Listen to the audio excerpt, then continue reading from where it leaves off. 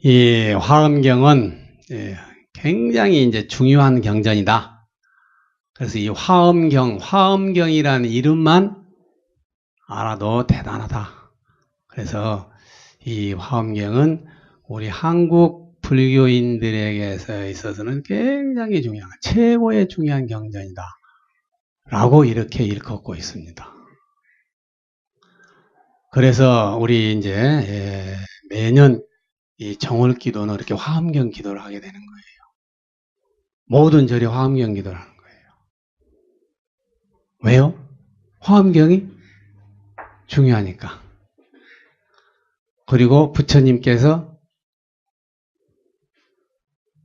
깨달음을 얻으셔가지고 3주 동안 그 깨달음의 세계를 최초로 설파했던 경전이기 때문에 매년 우리 기도에서 항상 음력 정오를 따른 화엄경 기도를 한다. 모든 절이 다 마찬가지입니다. 그래서 여러분들이 한국에 계실 때 이 화엄 신중 기도를 많이 하시고 오셨어요. 근데 이제 왜 화엄 신중 기도를 하는지 그 절에 주지 스님이 설명을 잘 하시고 경전 공부를 좀 잘 하신 똑똑한 스님은 여러분에게 설명을 잘 해드렸을 거고, 손 공부나 많이 하시고 경전 공부를 안 하신 분은 그냥 화엄 성중 공부한다고 기도한다고 그런 거예요. 그래서 매년 1월 달만 화엄경을 하고 매달 정월 초하루부터 초 3일까지 3일 동안도 화엄경 기도하는 거예요. 그 뜻에 따라서. 그래서 화엄경은 부처님께서 최초의 깨달음의 세계를 연 경이다 해서 화엄경은 최초로 한다. 이걸 알아야 돼요. 그래서 실제로 이제 이 화엄경은 어느 나라에서 만들었을까요? 부처님이 태어난 나라 인도에서 이제 화엄경이 만들어졌고, 그 다음에 이제 중국을 통해서 이 화엄경에 대한 교리 체계라든지 정립이 이렇게 안정이 되는 거예요. 체계가 정립이 다 중국에서 되는 거예요. 이거는 한국에 와서 한국 스님들이 꽃을 피웠던 거예요. 한국 스님들이 화엄경 사상을, 화엄경을 인도에서 싹이 트고 만들어졌던 거를 중국에 와서 책이 가서 나무로 말하면 열매가 맺고, 한국에 와서는 꽃을 활짝 피웠다 하는 거예요. 그래서 이제 화엄경이 그렇게 중요해요. 그래서 이제 이 중국에서는, 대승불교의 대표적인 중국에서는 화엄경이 대표적인 경이 아니에요. 가장 이 경전에 체계를 세우고 있는 근본의 이치가 중국 사람들은요, 원각경이 최고야. 그러면 일본은 법화경이 최고야. 한국은 그럼 무슨 경이라고요? 화엄경이 최고라니까요. 그런데 금강경이 최고라고 돼버렸어요. 맞아요. 우리 고경신 보살님 말씀대로 금강경이 최고로 왜? 한국의 선생들이 그렇게 만들었어요. 근자에 와가지고. 그래서 한국에서 가장 최고의 경전은, 근본은 화엄경인 거예요. 그래서 이걸 딱 알아야 돼요. 아, 화엄경이 그렇게 중요한 경전이구나. 화엄경은 대단하구나. 그런데 이제 왜 한국에서 금강경이 최고 경전이 돼버렸냐? 사실 이 화엄경은요, 엄청나게 어려워요. 저도 지금 이 기도기간에 저도 내내 화엄경 공부하고 있어요. 아주 하면 할수록 어려워요. 정말 어려운 도리이고 대단한 철학이고 대단한 사상이고 대단한 논리가 들어있어요. 그리고 이 스케일이 너무 광대무변해. 그래서 우리가 상상을 초월하는 경전이에요. 상상을 초월한 경전이에요. 우리가 지금 아침 저녁으로 기도 기간에 우리가 중요품만 이 복사를 해가지고 이 동참자들이 읽었어요. 좀 번역품을 조금 읽어 맛만 봤어요. 그러나 실제로 보면은 어마어마한 세계가 펴져 있잖아요. 그죠?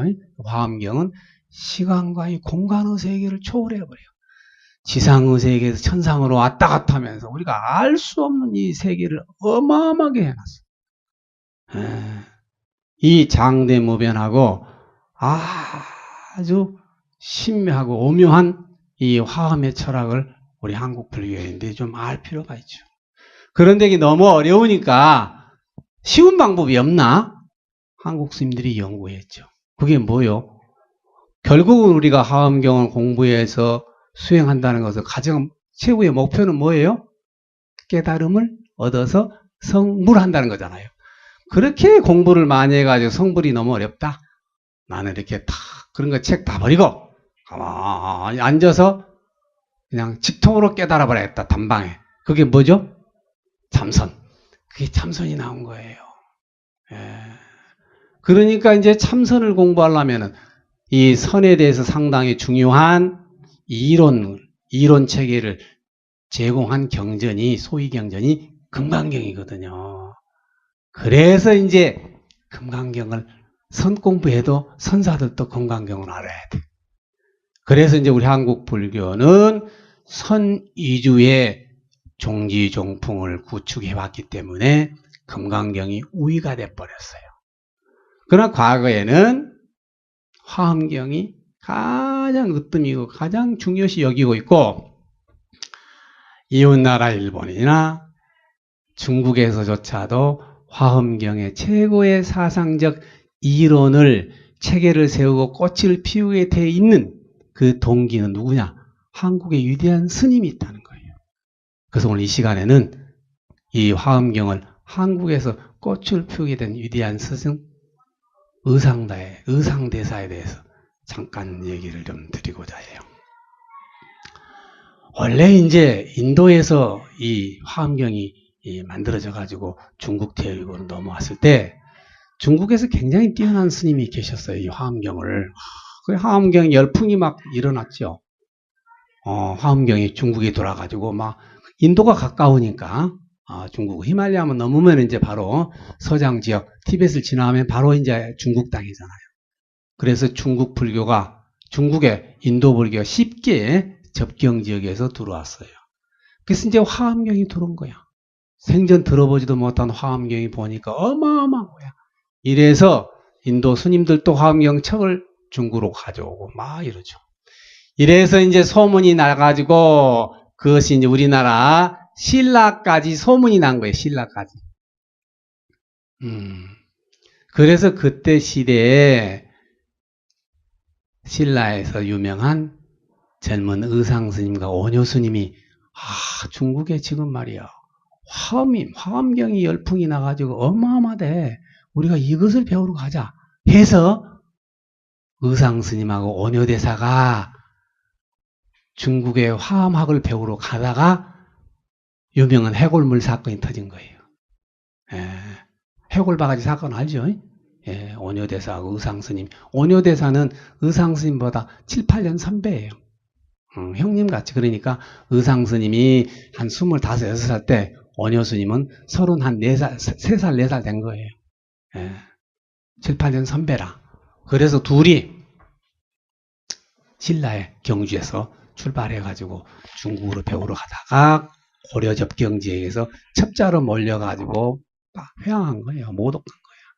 그래서 그때 해골바가지 사건의 오뇨대사는 나는 이제 일심을 깨달았으니까 유학할 필요 없다 하고 이제 안 가고, 그래도 의상 스님은 생각이 많아가지고 그래도 내가 그 유명한 큰 스님한테 가서 내가 직강을 들어야지 해가지고 벼르다 10년 후에 출발해 성공해요. 그래서 나이 35, 6살 될 무렵에 중국에 도착한 거예요. 그때 당시에 유명한 분이 누구냐? 중국에는 아주 지혜지자 엄숙할 엄자를 쓴 지엄대사가 화엄경에서 선풍을 날리고 있었던 거예요. 제일 명강이라. 그래서 엄청나게 수없이 많은 스님들과 제가 신도님 똑똑한 사람들이 다 몰려들었어. 이 화엄의 철학, 화엄 사상을 배우려고. 그래서 이제 신라에서 온 의상 스님도 거기 공부를 했던 거예요. 그런데 의상 스님이 천재라. 아주 뛰어난 천재였어. 그때 당시에 이제 이 화엄의 철학을 가르치는 큰 스승 밑에 매 수없이 많은 제자들 중에서 법장이라는 스님이 계셨는데 아주 뛰어난 사람, 아주 천재였어. 근데 법장 스님은 의상스님보다 나이가 한 17, 18년 나이가 어려요. 그래서 형님으로 모셨어. 같은 제자들이니까 사형님이지. 사형님으로 이제 모신 거예요. 그래서 이제 의상대사는 약 10년 가까이, 9년, 10년 중국에서 화엄경 공부를 하고 우리나라로 와잖아요. 예? 우리나라로 오는데 그 일화가 이루 말할 수 없어. 아주 롱 스토리야. 그래 삼국유사는 너무너무 아름답게 써놨어. 예.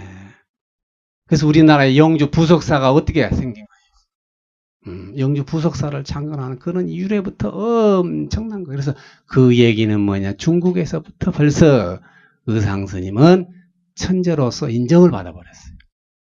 그래서 의상스님이 한국에 와가지고 이렇게 쭉 다니면서 이제 10년간 이제 수도를 하고 경전 공부를 많이 했으니까 내가 좀 마음을 좀 추스리고 우리 고국에 가서 이 신라 땅에 와서 어떻게 이 화엄경을 펼칠까 하고 뭔가 이제 기도를 했는 거예요. 최초로 기도를 했잖아요. 어디에서 기도했을까요? 우리나라 최초의 관음도량 동해 어디죠? 예, 홍련암에 산 거예요. 낙산사에서. 그 낙산사 하면 의상대가 딱 있잖아요. 의상스님이 동해안에서 왜 그쪽을 택했겠어요? 응? 동쪽에 이제 해가 뜨니까 아무래도 먼저 여기를 보면서 관세음보살 관음기도를 그렇게 한 거예요. 거기서 이 우리 화엄경 내용 속에서도 관세음보살 얘기가 엄청나게 나오더라고요. 일심으로 기도하고 일념으로 기도하고 일념으로 관세음보살을 명호를 부르고 그러면 일념으로 망념 없이 관세음보살님이 현몽한다는 거예요. 일념으로 부르야 돼. 일념으로 관세음보살 일념으로 생각하고 일념으로 관세음보살님이 현은하면은 나타나면은 이거는 꿈을 다 펼칠 수 있다는 거예요. 그래서 낙산사가 우리 제1의 관음도량이 되어버린 거예요. 제1의 관음도량이에요. 낙산사가. 거기서 홍련암에서 낙산사에서 의상대사가 관음기도에서 관세음보살이 출연한 도량이다. 그래서 이제 그 이후에 이제 기도 가피를 받아서 기도발을 받아서 의상대사는 막 저녁에 이 화엄경을 펼칠 수 있는 도량을 많이 만든 거예요. 그 최초로 이제 영주 부속사를 만들어 갔던 거예요. 거기서 이제 화엄경을 만든. 그 수없이 많은 이제 화엄경을 많이 편찬을 했는데 어느 날 이제 한 시간이 많이 흘려서 한 20년쯤 흘렸어요.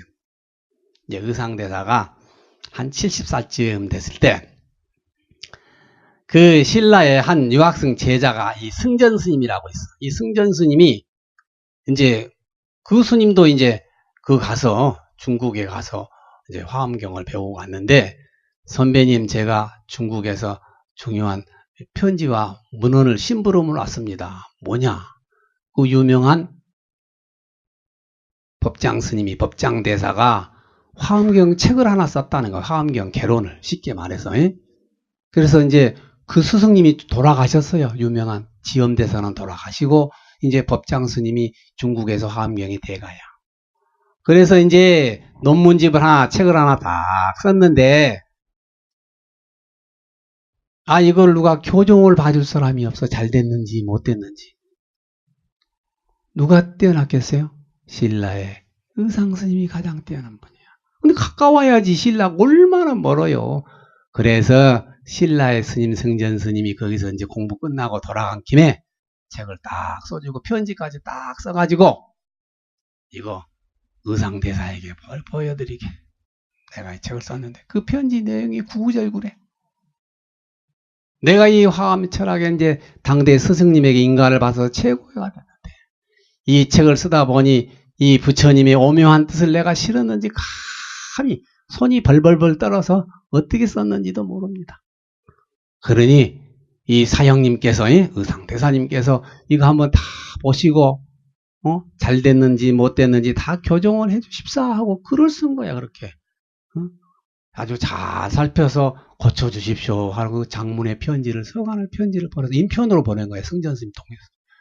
그래서 의상스님이 그거를 다 보고 교정도 하고 이렇게 다 해서 당신이 이제 그 선물 받았으니까 그걸 한 부 갖고 있고 한 부 갖고 있고 편지랑 또 한 부는 또 이제 교정했으니까 또 신라에서 공부하는 후배편에 그 책을 또 어디로? 중국으로 이제 되돌려 보낸 거예요. 그래서 이제 그 뒤로 이제 세월이 한참 시간이 흘려버려요. 한 300년쯤 흘려버려. 예. 그래서 이제 이 불교 역사도 보면요. 그 어떤 임금을 만나냐에 따라서 불교의 교세가 아주 여러 가지 상황이 바뀌어져요.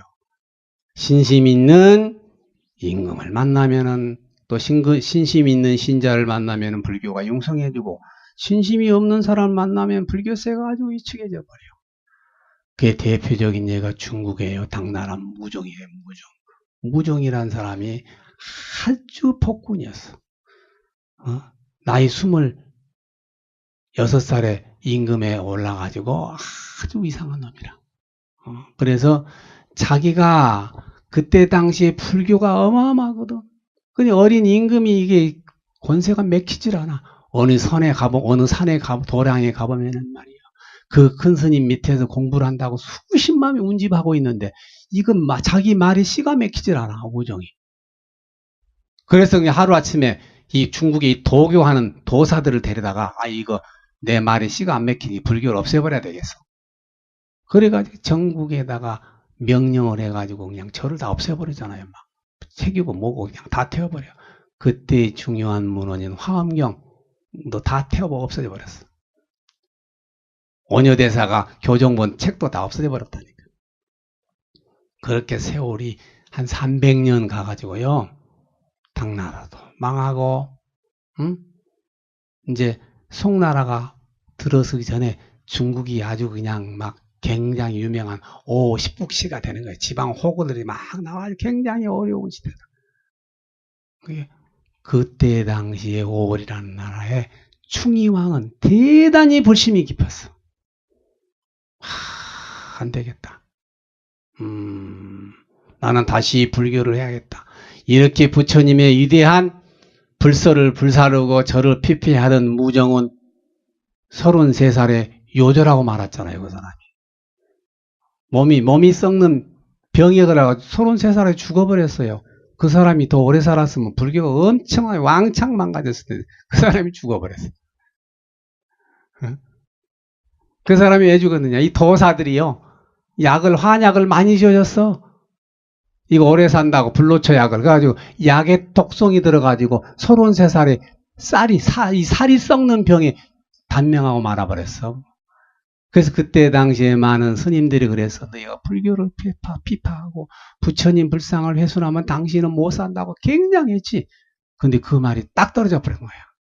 그래서 중국 사람들이 혀를 내둘러 버려서 불교를 비방하고 이러면 안 되겠네 한 거예요.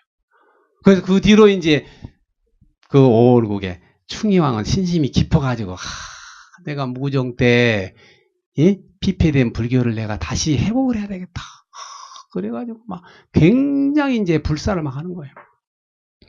그래서 좋은 문헌들을 그냥 이제 소집을 해야 돼. 이제 회수를 하고 다시 수집을 해야 되는데 그때 당시에 유명한 법장 스님, 자기 중국에서 최고의 유명한 스님, 법장 스님을 자기가 다시 추모를 하면서 이 원고를 자기가 봤어. 근데 원고가 없는 거예요.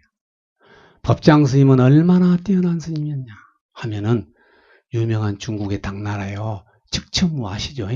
여자 임금 남편도 죽이고 자식도 싹 죽이고 자기가 왕을 된 사람이야. 측천무가. 그 측천무가 불심은 대단히 깊었어. 그래서 측천무가 법장 스님의 이 화엄 오교장이라든지 화엄 법성이 여러 가지 논문을 보고 아주 찬탄을 했어. 아주 당대 최고의 뛰어난 스님이라는 거야. 그래서 이 측천무가 이 법장 대사에 호를 뭐로 줘줬느냐? 가장 현명할 현자에다가 머리 숫자를 썼어. 현수 대사, 현수 법장 대사라고 그래. 그래서 그 뒤로부터는 가장 현명하기가 우리 인체로 말하면 사람으로 말하면 머리다 이거야. 이 법장대사만큼 현자는 없다는 거예요. 그래서 직천무 여왕이 직접 법포를 내려. 앞으로 현수법장대사야. 그런 분이 논문이 하나도 없어. 충의왕이 보니까 다 없어져가지고. 그래서 고려예요. 우리나라 그때는 시대가 이제 고려 시대가 되어버려요. 고려 시대에 문종한테 편지를 보내. 그때 당시에 한국에 유명한 의상대사가 있어서 그런 논문이나 그런 서한 그 책들이 많이 고려 시대에 보관 중이라는데 이거를 우리 중국에서 다시 좀 보고 싶으니까 좀 보내주십시오 하고 문종한테 편지를 보내니까 문종의 넷째 아들이 누구요? 그 유명한 의천대각국사라. 문종의 임금 아들이라요. 대각국사는. 그 형들이 장남이가 자기는 스님하러 안 한다고 스님이 된 사람이야. 그래서 의천대각국사가 그 편지를 보고 특사로 간 거야. 특사로 갈 때 현수법장대사의 화엄경 개론서 여러 가지 논문집을 다 이렇게 교정본까지 다 한 짐 싸 짊어지고 갔잖아요. 편지까지. 그 편지가 몇 년도 편지냐? 690년대 쓴 거예요. 690년. 지금으로 봤다 얼마요? 1300년이 넘은 거예요. 그거를 한 바람에 짊어지고 고려의 의천대각국사가 중국에 갖다 줬어. 그러고 나서 이제 의천대각국사도 그렇게 소중한 건지 몰랐지. 그냥 뭐 이제 그러고 말아가지고 한국에는 그 책이 없어져 버렸어. 편지도 없어져. 그래 시대가 또 이렇게 흘렀어. 자, 흘러서 2차 대전이 일어나가 중일전쟁 때. 중일전쟁 아시죠? 2차 대전 전에 2차 대전 초기지. 1930년대 후반 36년 7년 이 정도에. 그때 일본 사람들이 북경에서 이 화엄경 여러 가지 의상대사의 그런 친필 편지까지 현수법장대사의 편지까지 일본 사람이 싹 해수해 왔어. 그래가지고 그 의상대사가 교정한 그 교정본이라든지 친필 서한 법장대사 보는 그 친필 서한들이 지금은 어디에 있느냐? 일본의 천리대학에서 국보로 보존되고 있어. 보여주지도 않아 지금. 그래서 몇 번 보여주고 요즘 사진으로 이제 찍어와가지고 찍어와서 중국인이 한국인이 대만인이 동남아 이 대승불교권에서 보고 있어요. 그래서 중국 불교가 자존심 때문에 그걸 살라고 했어. 이 현수법장대사가 자기가 최고의 나라의 화엄의 대가 있는데 그게 일본에 있어. 사들이려고. 맞아. 또 대만은 대만 나름대로 우리가 좀 가지고 와야 되겠어. 우리 일본 사람들이 팔겠어요? 안 팔겠어요? 근데 한국은 살 생각도 안 해. 한심한 거야. 왜요? 한국이 좀 불교 나라가 아니라. 위정자를 보세요. 이렇게 정신적으로 사상적으로 썩어버린 거예요. 이후 중국이나 일본에서는 그렇게 이 의상대사가 엄청나게 대단했어.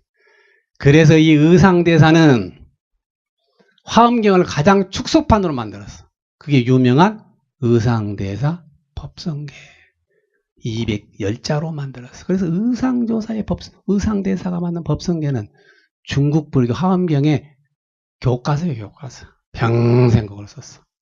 화엄경을 가장 축약적으로 암송용으로 쓴 게 화엄경 약창계예요.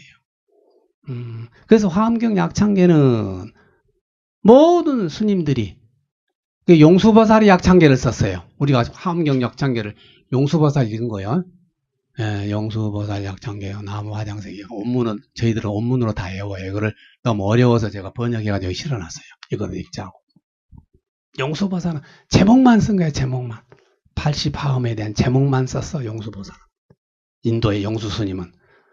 의상조사는 화엄경의 전체의 대의의 뜻을 아주 압축하고 무슨 인삼 엑기스처럼 만들어놨어. 그게 유명한 화엄경 법성교라요. 이거를 보고 지금까지 화엄경의 내용이나 방대하고 오묘한 뜻을 의상대사님의 법성계만큼 더 축약해서 쓰지 나올 수가 없어. 지금도 없어. 일본이고 누구도 해보려고 시도를 다 해서 일본도 할 수가 없어. 예. 그러면 의상대사는 얼마나 대단한 분이란 말이에요. 얼마나 대단한 분이에요. 이걸 우리가 지금 모르고 사는 거야, 지금. 화엄경의 원리를. 화엄을 공부를 안 하니까. 그래서 우리가 매년 정초에 화엄 이 기도를 어마어마한 거예요. 이게 사실상 우리가 일주일 동안 화엄경이라 부르고 화엄성중, 화엄경, 화엄경을 공부하고 도를 이뤘던 성현들이란 뜻이에요. 화엄성중이란 말은 화엄경의 성인의 대중이란 약자로 화엄성중.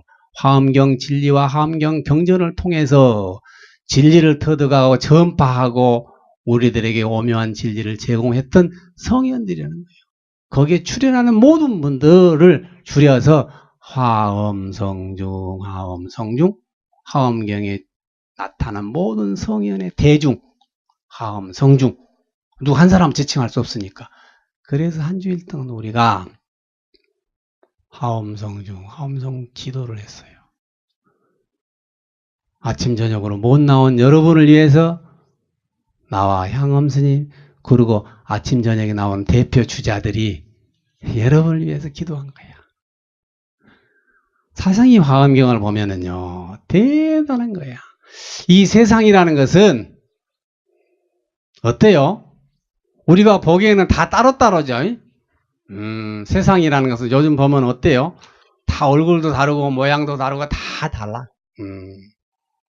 그런데 속의 내용을 보면 같다는 거예요. 화엄경이네요. 특히 어때요? 인간은 인간, 동물은 동물, 벌레는 벌레, 뭐 새는 새 이렇게 다 따로따로 태어날 때부터 이 하늘에서 구분 지어준 천분이 정해져서 서로는 통할 수 없다는 거예요. 이 세상의 모든 진리들은. 그렇게 생각을 했습니다. 사람이나 동물이나 벌레고 뭐 이런 건 이미 태어날 때부터 이렇게 하늘이 그렇게 다 나눠놨다는 거예요.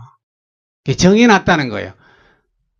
그 심지어 우리 똑같은 사람이라도 귀족이 따로 있고 소민이 있고 노예가 있고 부자가 있고 가난한 사람이 있고 이렇게 하늘이 신분을 이렇게 정해놨다고 생각했어. 그게 유교의 원리고 보통 사람들의 논리라 유교 논리. 예. 그러니까 종이 있지 종을 부리고 살고 그렇게 노예를 부리고 사는 거예요. 기독교도 마찬가지예요. 하나님이 신이 그렇게 정해줬다고 생각했던 거예요.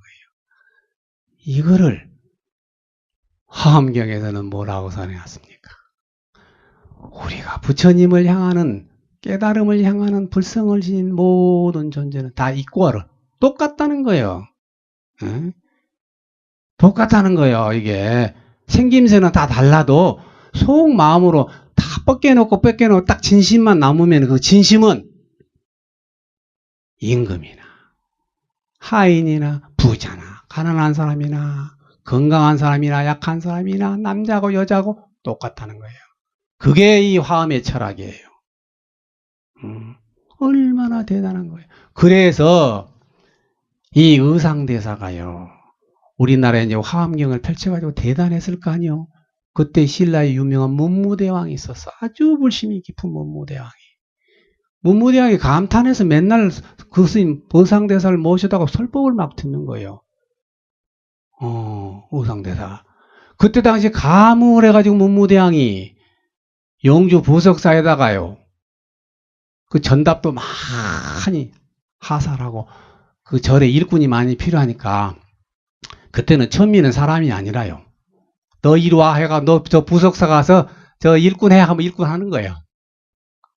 일꾼들을 많이 처음에 보냈잖아요. 근데 처음에는 물리쳤어. 가만히 생각하니까 안 되겠어. 많이 받아들여요. 받아들이고는 의상대사는 노예라고 생각하지, 노비라고 생각하지 않아요. 너 화엄경을 공부를 시키고 앉아서 똑같이 밥을 먹어. 그 밑에 있는 사람들이 기절을 해. 아니 큰스님, 왜 일구나 같이 밥상에 앉아서 공양을 드십니까?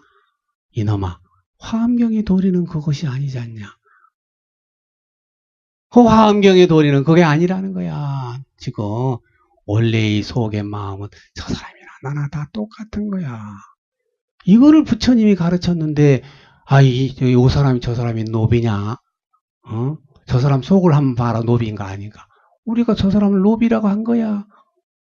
이렇게 차별심을 둬서는 안 된다는 거요. 그러니 그 얼마나 대단했겠어? 그러니까 거기에 부석사에 가서 일하러 갔던 노비들은요, 부처님 만난 거지. 상전처럼 만난 거지. 그 소문을 문무대왕이 듣고는 굉장히 뉘우쳐서 신분제대를 철폐를 많이 하려고 노비들에게 특별상을 내리고 굉장히 감을 많이 줬어요. 의상대사가.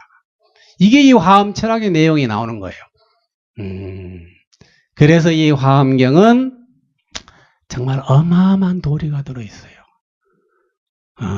그래서 우리가 이 한국의 이 화엄의 철학을, 화엄 사상을, 화엄경을 꽃을 피우게 한 데 있어서는 의상대사가 어마어마하다 이거야. 의상대사가. 그래서 지금 우리 한국에 지금 요즘에 있는 한국 철학을 한 사람들은, 한국 사상을 조명한 사람들은 삼국시대로 올라가면은 딱 언어와 의상을 옆에 놓습니다. 언어대사와 의상대사 없이는 한국 사상 정립이 안 돼버려요. 원조야 다 위에 있는 거예요. 그런데 오늘의 이 한국 사회가 젊은이들이 이 기독교에 미친놈들이 많이 나와가지고 몰라가지고 불교를 몰라.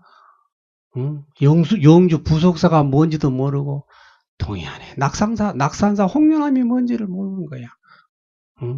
우리가 이만큼 잘 사는 것도 어떻게 보면은 의상대사의 이 화엄의 논리와 화엄의 철학이 펼쳐져서 우리가 평등하게 살려고 노력을 하고, 어떻게 소득을 재분배하려고 노력하고, 인성을 함께 개발해서 함께 공유한 행복을 찾으려고 하는 거잖아요.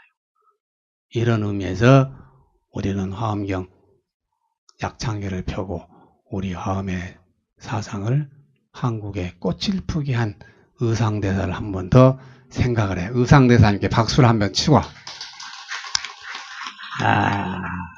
그리고 279페이지 한 페이지 아주 210자로 된 의상대사 법성계를 다 같이 읽습니다. 279. 이건 원문은 이제 쉬워요. 스님들이 맨날 외운 거예요. 의상대사 법성계는. 뜻을 더 풀어놨어요. 다 같이. 의상대사 법성계 진리의 성품이 둥글어서 두 모습이 아니로다. 모든 법은 변함없어 처음부터 고요한데 이름도 없고 모습도 없어 모든 것이 끊어졌으니 깨달은 자만 알 수 있고 그 외에는 알 수 없네. 참된 성품은 깊고도 미묘하여 자신의 성품을 벗어나서 인연 따라 이루어지네. 하나 속에 모두 있고 여러 속에 하나 있어 하나가 모두이고 모두가 하나이네. 한 티끌 가운데 시방세계가 들어있고 낱낱이 티끌마다 시방세계에 들어있네. 무량한 오랜 세월이 곧 한 생각이고 한 생각 순간 속에 무량 세월 들어있네. 삼세 속에 또 삼세가 서로 섞이되 섞이지 아니하고 각각 따로따로 이어지니 처음 발심할 때가 부처님 자리이고 생사와 열반이 서로 같은 모양이세. 진리와 현상은 은은하여 분별 없으니 열분의 부처님과 보현보살 경지일세 부처님 해인산매 그 속에 나토이며 여유롭게 나타나니 불가사의 법이로다. 중생이 위한 감로법은 허공에 가득하니 중생은 근기 따라 이익을 얻는구나. 우리가 이 도리를 얻고자 원한다면 망상을 쉬지 않고는 아무것도 못 얻으리. 인연을 끊어 방편으로 그 뜻을 살펴서 고향으로 돌아가서 분수 따라 양식을 얻네. 신묘한 다란이는 담없는 보배이니 온 법계 자망하여 보배궁전 이루어서 참다운 중도의 자리에 앉게 되면 옛부터 변함없이 그 자리가 부처님 되네. 성불합시다.